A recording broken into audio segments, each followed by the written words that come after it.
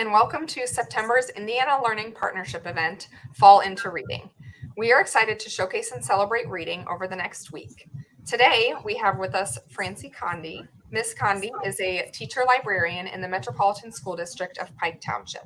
Miss Conde, thank you so much for joining us today, and I will turn it over to you.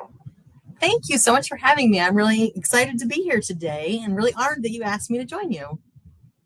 All right, well, let's just jump in. So I am going to share a little bit with you about integrating technology into reading with the app called ChatterPix Kids. So I'll show you a little bit about it. This is what the app looks like, just in case you're wondering. And I have just a really short little video that is on their website that we're going to look at really quick. It's only about 30 seconds long. It doesn't really have any sound other than just music that goes with it, but I'm going to play that for you really quick.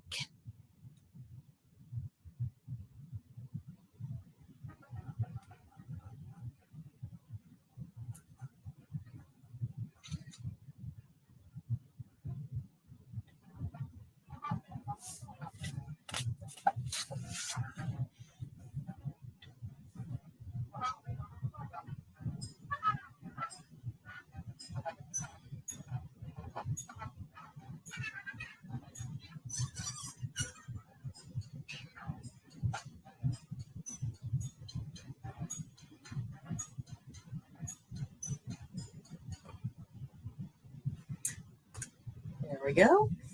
So ChatterPix is a really fun app that you can use for actually a lot of different things. And I really like using it with reading because there's a ton of different ways to bring in technology with reading with this app. I do want to stress, though, that there are two ChatterPix apps, one that is called just ChatterPix and one that is ChatterPix Kids. So the difference between them is that ChatterPix is a little bit more for older kids and maybe for use at home, because ChatterPix Kids, well, ChatterPix has like little stickers and stuff that you can use. And we found this out with the class last year, that it has little stickers that have like martini glasses and beer mugs, and maybe not totally school appropriate. So if you're using this with your school kids, then I would recommend you using the ChatterPix Kids app. So, but anyway, it's a free app. It doesn't require any kind of login, which is really nice. But you just take a picture and upload that into the app right here. And then you can use that to record a 30-second audio clip. So it's a great way to incorporate your technology, like I said. Plus, we're always looking for a way to kind of give students voice and to express themselves when we're working with them. So, just another fun way to do that. So what are some ways that we can use ChatterPix Kids with reading?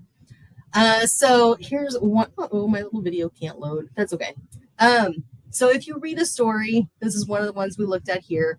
Pigeon has to go to school, and if you're like me and you can't really draw and you can't really teach drawing, you can use a drawing guide like this one that I borrowed from Mr. Moo Willems, and it will teach you just how to do it like this right here and follow directions. So what I did was I had a little video here that I did in that I had in ChatterPix, and it showed us how a student had drawn a picture of the pigeon, and then we used that picture in ChatterPix. So they took a picture of it, and then with ChatterPix you just draw a line for his mouth, and then the student can record themselves and make the character from the story talk, or you could use that character to maybe tell you something about the story. Maybe you want to talk about like the setting or something that happened in the story. So totally up to you how you want to do it with that, but just kind of a fun way to do it. So, nope, now we're stuck. Hang on one second. There we go. Oh, my videos aren't loading. That's a problem. All right, so how can we use ChatterPix in a collaborative project, though? So there's lots of different things you can do. Of course, if you're working with others and you want to be collaborative, you can work with your school librarian like me and maybe allow students to pick their own books so that you can then let them choose what kind of book they want to work with, whether it's fiction or nonfiction.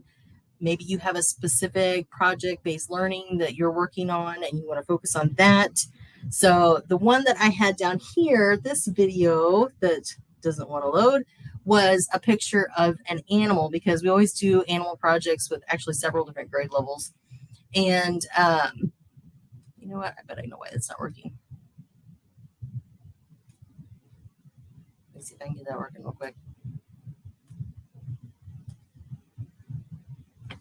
But most of the time when we do different animal projects, we're always looking for a different way to get kids to get excited about them, and we want them to be able to use different things to share their information. So if we can get that, get them excited to share their information with us, then, why not make it something fun? There we go. I got it in there. Okay, so we took a picture of one of the animals that the student had done their project on. So in this case, meerkats, and they used ChatterPix to share some information.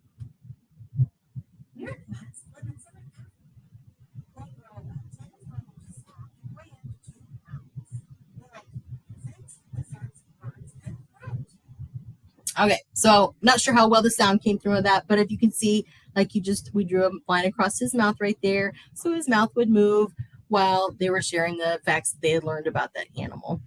And then one of the nice things is you can also add in different letters. If they really wanted to get creative, then they can also add in little stickers that where maybe they want your cat to have on glasses or a hat. So just fun, different ways you can kind of fix it up. But another way that they can add information that they learned while using a fun app to do it. Another project that we had talked about using this for was last year we did a project on the environment with first grade, and they talked about how they could make changes themselves to help the environment, like recycling. So literally they could take a picture of something that is recyclable and then draw a line across it to make the mouth, and then talk about, this is one way I can recycle. I can recycle these items, or here's how I treat animals, or here's what I do in my own neighborhood, my own community to make it a nicer area and help the environment. And that's just a really great way to use the app so that then you can do your best for that area, and it helps in your project, your PBL, if you just want to add in a little piece that then you can also share with families without having to show the student's face if that's an issue too. All right, so one other way to make it collaborative, work with your art teacher. We have an art teacher here that is awesome, and she's so much fun to work with. And if I ask her to work on some kind of project with me, she's super up for it. So if you ask them to maybe create some kind of artwork that then they can use with ChatterPix, then that's a fun way to do it. Take a picture of the artwork and then make the artwork talk. All right, moving on. All right, if you want to use ChatterPix for shorter projects, you could always do a book review. So if you have students that like to read, or if you're trying to get them to read more often, maybe once they've read the book, you can use ChatterPix to then do book reviews. Have them just take a picture of the cover of the book they read, and then use the ChatterPix app to then make the book talk and tell us all about the book. So here's one, Hippopotamuster. That's a really cute graphic novel. And if you click on that, then okay, so now you can see that the cover of the book talks and tells us all about it. So that way you don't have to have the students doing all of the artwork for it.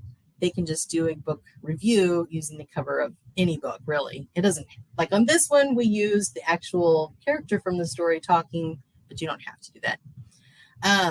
Another one is to do biographies. So you could take any picture of a famous person that the student has maybe done some research on, and you can use ChatterPix Kids to then share facts about that person that they learned about. So in this case, we used a cover of another book, but of course, you could use any picture on the internet, of course, or out of a book. So this one, of course, we used Frida Kahlo because we have an upcoming Hispanic Heritage Month, so we wanted to do that. This book is called I Am Frida Kahlo by Brad Hudson.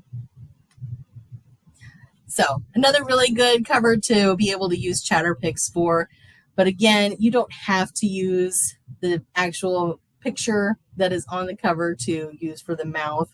You could just use a line across any picture and make a mouth that way yourself. This one just happened to be really easy to use. So lots of really good choices on there. Oops. Hippopotamuster by John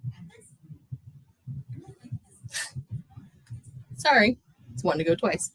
All right, so lots of good choices there. So lots of good ways that you can use ChatterPix Kids to incorporate technology into your lessons. All right. And those are our sources there where we found a couple things. ChatterPix Kids, that's just the link for the website you saw at the beginning where we got the video. And How to Draw the Pigeon by Mo Willems. Any questions, Ms. Mason? Thank you, Miss Conde. That was awesome. I love all the different ways that you shared, and technology is such an important part of our world today that I love that you shared how we can integrate that app with some reading. So thank you again so much for your time. Thanks for being with us today. And for those of you joining us, thank you so much. And we hope to see you back here tomorrow. All right. Thank you so much. Thank you.